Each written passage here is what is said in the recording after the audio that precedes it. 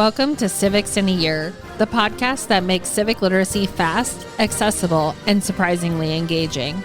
In just 10 minutes an episode, we'll tackle one of 250 essential questions about American democracy, how it works, why it matters, and what it means for you. Whether you're a student, a teacher, or just someone who wants to better understand your country and your rights, you're in the right place.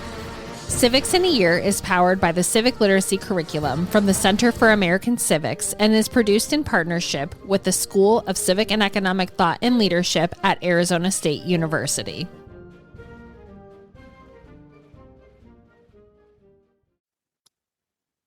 Welcome back, everyone. We are continuing our deep dive into Federalist number 70, and we have Dr. Beienberg back with us. And one of the questions I wanted to ask you, Dr. Beienberg, is, we've talked in previous podcasts with Dr. Reese about influences that the founders had. Why does Federalist 70, or how does it defend having one person in the executive as opposed to a group of people? So this is one of the places where you see the Federalists invoking not just classical antiquity, but also in both explicitly and implicitly the example of experience as part of the British Empire. And so the fundamental argument that they make in Federalist 70 is that if we think that executive power is fundamentally different than legislative power, we want to have a single unit. The term that gets used later is unitary executive, who is ultimately accountable for executing the law. Again, not for making the law. Making the law, you want lots of different voices, lots of deliberation, this slow, messy process. But once you are executing the law, or on the foreign policy side, making sort of quick life and death decisions about deploying forces or negotiating a treaty or something like that, that you want that to be a single figure. And so they make basically a sort of logical case for why this is important, which fundamentally boils down to it's efficient to execute the law and it's accountable. That if the law is executed poorly, you know who to blame. That ultimately the president can't point at lackeys and say, well, my lackeys were incompetent. Well, you picked the lackeys. Some of them are required to be confirmed by the Senate, but nobody is in your cabinet, nobody is working for you that you fundamentally object to. At least at the upper levels. It gets a little dicey where we're talking lower levels of the federal bureaucracy. And that's something that I think the Supreme Court has been sort of kicking around the last few years. But at the upper level, it's not that controversial on that front, that these are people, as Hamilton says in Federalist 70, that the president has picked. So what's the alternative to this system in which you know who the president is, you know who to blame for bad execution of the law? He says, well, one model is the Roman model where you have multiple consuls. And these multiple consuls are squabbling for power, they're squabbling for blame, right? Well, they're going to each say, well, the other consul made the mistakes that did this, or the other consul is going to be potentially incentivized not to enforce something that was pushed by the first consul, because then the first consul is going to get credit for it, right? So Hamilton says you're going to get this really messy system where there's internal division, which again is good when you're making policy. It's bad when you're executing policy. So you're going to basically get the disadvantages of the legislature without the advantages. So we don't want that. Roman model shows us why this was a mistake.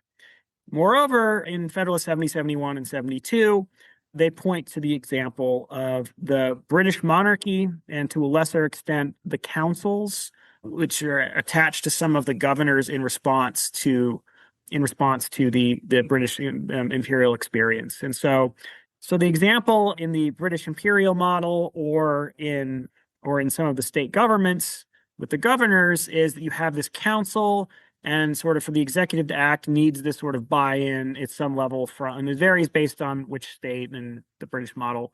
But you need some sort of buy-in from the council, or the council is helping to execute the law. And this meant that governors could blame the council, or most commonly, the British monarch or the monarch's defenders could blame the council if law was executed badly, or if decisions regarding the colonial experience were missed.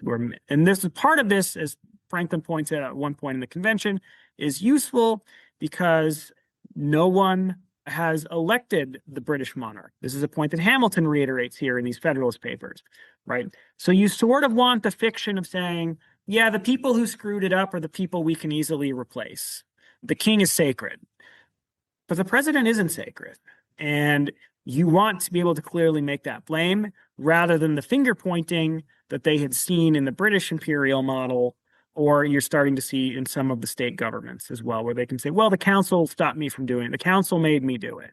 And so, yeah, in these Federalist Papers, Hamilton is pointing to recent experience in the American statehood and colonial system, as well as classical antiquity, of just seeing that a truly executive institution should be accountable and clean and singular in terms of who is responsible and who ultimately is to be blamed.